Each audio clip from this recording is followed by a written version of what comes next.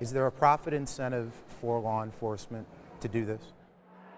Yes, I believe there is. I mean, yes, with some of that money, we can definitely use it to go back after them, yes. Even if nobody gets convicted of a crime? I believe so, yes, sir.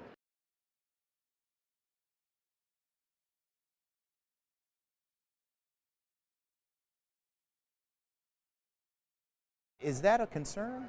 Well, it is of a concern, but that's not a bad percentage. It's Remember not? that, well, the people that we're dealing with here, when we go in there, we make these arrests, you're talking about a trail of money that goes from, we don't want to get these workers here that are just working for these folks, but if we can get them and talk to them, interview them, they can lead us to the bigger criminal enterprises that are running these 8-liners. And that's what we want ultimately at the end. But you actually file very, very few of those cases in terms of money laundering or engaging in criminal activity. But we're still working on them, because that money laundering, I mean, you can have 10, 15 bank transactions, and you follow the money, and at the end, we don't want a misdemeanor on these folks. We want to get a felony on the money laundering aspect of it. In the cases that do get filed, the median jail time is 3 days. Yeah, Is that doing anybody any good?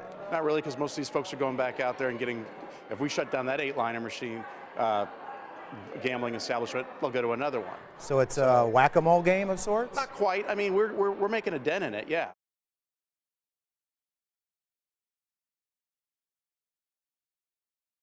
Are you leaving behind the tools of the crime? No, not really, because the motherboards are the ones that, it's sort of like the brains. If you take the motherboard out, you don't have anything there. And there are so many 8-liners. And so logistically, taking all these cabinets and, and going through the process of trying to destroy them would just take countless hours of manpower.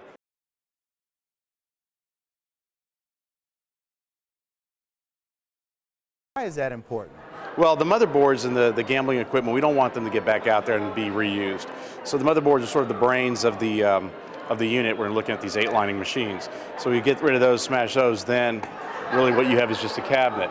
But it's just very important. We don't want to get those things back out there. We know that there's cases where they've reused motherboards, reprogrammed them, but we're doing our best to stop the 8-lining machines, period.